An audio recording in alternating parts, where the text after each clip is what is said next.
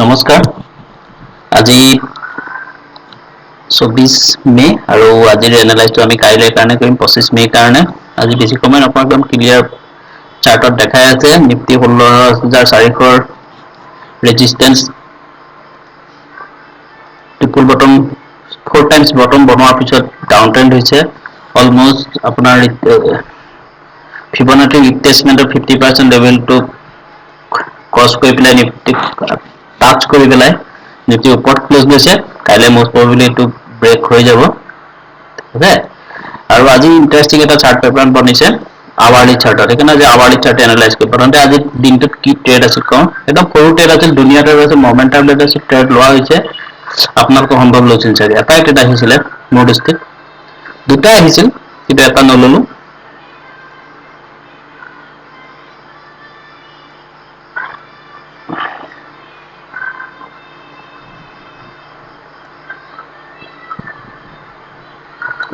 এইটো চেটআপ এইটো বনিছিল। এইটো তাৰপিছত আপোনাৰ RSI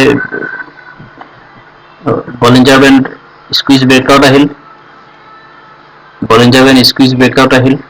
তাৰপিছত আপোনাৰ মমেণ্টাম ইণ্ডিকেটৰটো 20 ডে মুভমেণ্ট ক্ৰছ কৰিলে। ত' আমাৰ এন্ট্ৰি লেভেলটো আছিলে, ইয়াৰ এন্ট্ৰি লেভেল আছিলে কেণ্ডেলডালত এনেকুৱা এৰিয়াত আমি প্ৰফিট বুক কৰিলোঁ। আজি এই মমেণ্টামটো আমাৰ যিটো 30 পইণ্টৰ টাৰ্গেট থাকে নিফটিত অপশ্যনত, সেই 30 পইণ্টৰ টাৰ্গেটটো হৈ গ'ল। আমি ইণ্টাৰডে এটা ট্ৰেডত 30 পইণ্টতকৈ বেছি এক্সপেক্টেশ্যন মই নাৰাখোঁ। বিশেষকৈ এতিয়া যিটো মাৰ্কেট, সেই মাৰ্কেটটোৰ কাৰণে আমি নাৰাখোঁ, মই নাৰাখোঁ। ঠিক আছে। এতিয়া কাইলৈ কাৰণে এটা সুন্দৰ আপোনাৰ প্ৰাইচ একচন ছেটআপ বনিছে। নিফটি ডাউন যাব। আপোনালোকে পুটটো যদি 16,400 পৰা যদি পুট হল্ড কৰিছিল, ঠিক আছে, 16,400 পৰা যদি আপোনালোকে পুট হল্ড কৰিছিলে, তেনেহলে এইটো হল্ড কৰি থাকিব, প্ৰাইচ ডাউন আহিব। ঠিক আছে।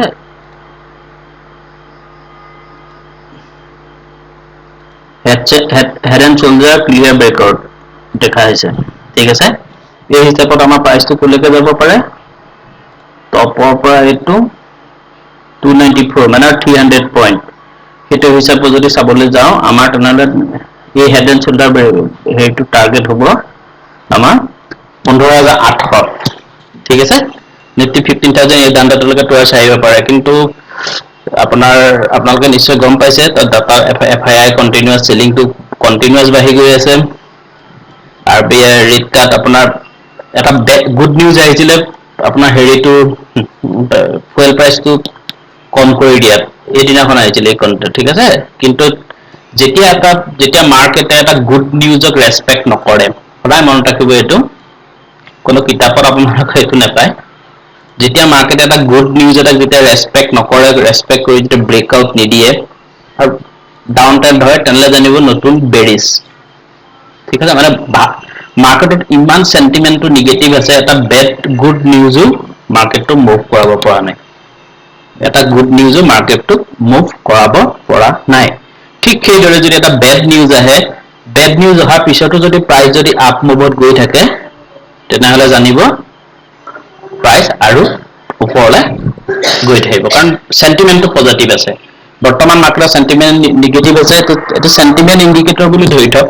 তেনেকুৱা টাইপৰ চেণ্টিমেণ্ট ইণ্ডিকেটৰ, মানে এটা ভাল নিউজতো মাৰ্কেটে মুভ নকৰিলে, ইয়াৰ ফলত হ'ল চেণ্টিমেণ্ট কমপ্লিট নিগেটিভ। ঠিক আছে। এতিয়া কাইলৈ পুটটো হল্ড, ইনফেক্ট মই নিজে পুট হল্ড কৰি থোৱা আছে। মই পুট এণ্ট্ৰি মোৰ ইয়াতে আছে, এই লেভেলটোত পুট এণ্ট্ৰি আছে, 16,300 পৰা পুট এণ্ট্ৰি আছে। ঠিক আছে। মোৰ টাৰ্গেট আছে আপোনাৰ 15,800। ঠিক আছে। কিন্তু এইবাৰ প্ৰাইজে এই লেভেলটো ব্ৰেক কৰাত এটা চান্স এটা দেখা পোৱা গৈছে, এই লেভেলটো ব্ৰেক কৰা। ব্ৰেক নকৰিব পাৰে, ইয়াত প্ৰফিট বুক কৰিম, আৰু ব্ৰেক কৰাৰ পিছত আমি নতুন ট্ৰেড ল'ম নে নল'ম তাৰ বিষয়ে চিন্তা কৰিম। ঠিক আছে। অকমান চিন্তা কৰিম। ভিক্স পজিটিভ মুডত আছে, ভিক্স উঠি আছে। আমি অকমান ডাওজনৰ কথা ভাবিম, ডাওজন। ঠিক আছে।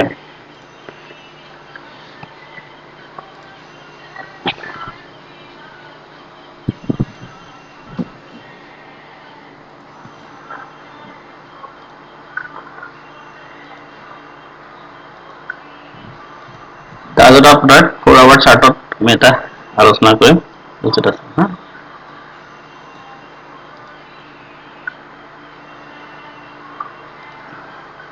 এই আমি গোটেই ফলটো ললো ডাউন আমি ডাউন মোডটো গোটেইটো ললো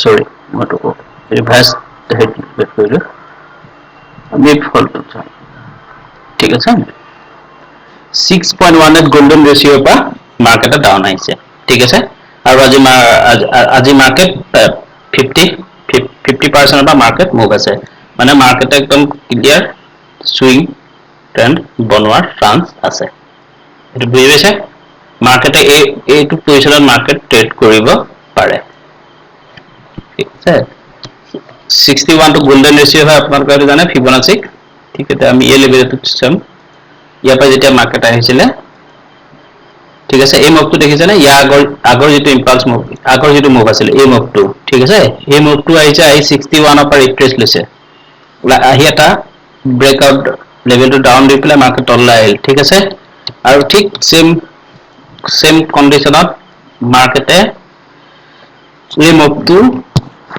এই মুভটো যেটো 60% ৰিট্ৰেসমেন্ট এই মুভটোৰ যেটো 60% ৰিট্ৰেসমেন্ট এই মুভটোৰ যোৱাকালি প্ৰাইস ইমান এটা গ্যাপ আপ দিয়াৰ পিছতে 60% লেভেলটো ক্ৰছ কৰিব নোৱাৰিলে মানে তাৰ ওপৰত ক্লোজ নলে আৰু এটা গ্যাপ ডাউন দি তলত ট্ৰেড কৰি আছে সেইকাৰণে মোৰ এটা অনুমান কৰিব পাৰে যে প্ৰাইসে এই ৰকম মুভ কৰিব মানে ডাউন নেগেটিভ যদিহে ডাউন নেগেটিভ আছে তেনে আমাৰ ইণ্ডিয়াৰ মাৰ্কেটে 15800 লেভেল ব্ৰেক কৰিব ব্ৰেক কৰাৰ সম্ভাৱনা আছে 15800 15700 এইটো যেটো লেভেল আছে এই লেভেলটো ব্ৰেক কৰিব মই যেটো ট্ৰেন্ড লাইন আপোনালোকক আগতে দেখাইছিলো সেই ট্ৰেন্ড লাইনলৈকে যাব পাৰে মানে 15500 ঠিক আছে আমি 15800 যিখিনি কল আছে সেইখিনি কল বুক প্ৰফিট বুক কৰিম মিনিমাম 75% প্ৰফিট আমি তাত বুক কৰিম আৰু 25% কোয়ান্টিটি আমি ৰাখি দিম যদি এটো ব্ৰেকআউটটো সাকসেসফুল যদি হয় ঠিক আছে আজিলৈ আহিছো কাইলৈ লগ পাম